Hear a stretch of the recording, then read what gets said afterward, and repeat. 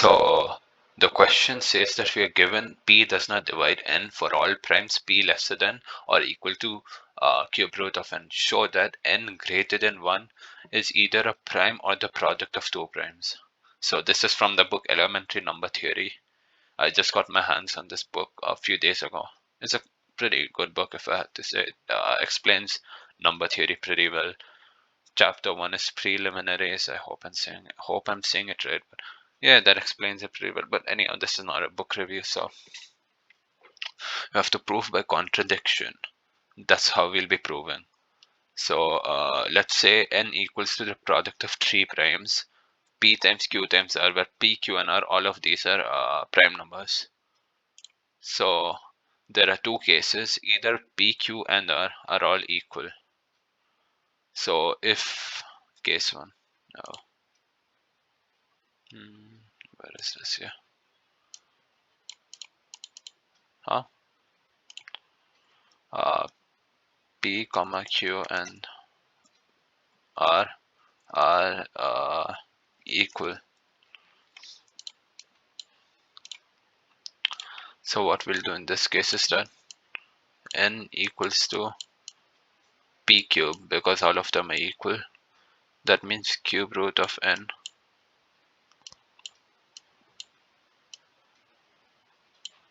equals to p. But we are given that no prime number lesser than or equal to cube root of n divides n. But p is a number which is equal to the cube root of n, and it divides n because p times p square equals to n. So this is definitely not possible. So what if p, q, and r are not equal? The reason why this is not possible is because it does not agree with the given statement. So that's why r aren't equal.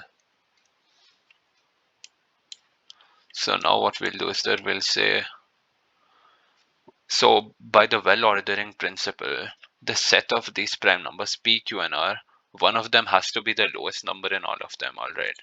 So let's assume that the lowest number is r. So we'll say r is lesser than r is lesser than p, and r is lesser than q.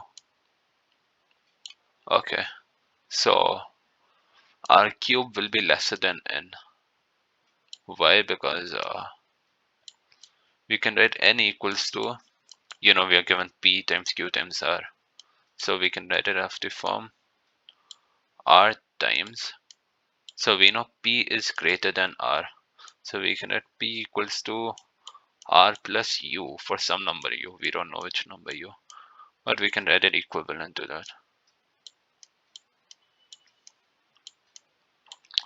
This will be multiplied by, that's an ugly dot. Okay, this looks better. Q times r plus v. Q equals to r plus v.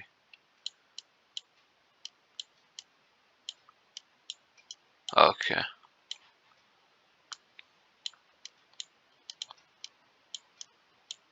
So now if you open it up, you'll find r cube plus some other terms. So because of that, it will be greater than r cube.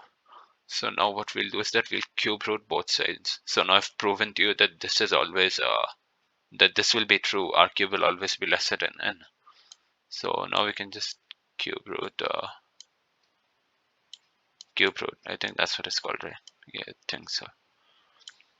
So r will be lesser than n to the power of 1 by 3, or I'll just write it in the notation of that.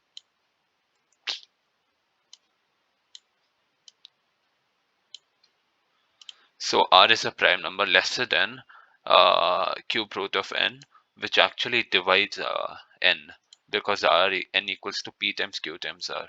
So r divides n, and it is a number lesser than the cube root of n. It is given to us that this is not possible because they have checked for all primes and that does not divide n. So this is not possible.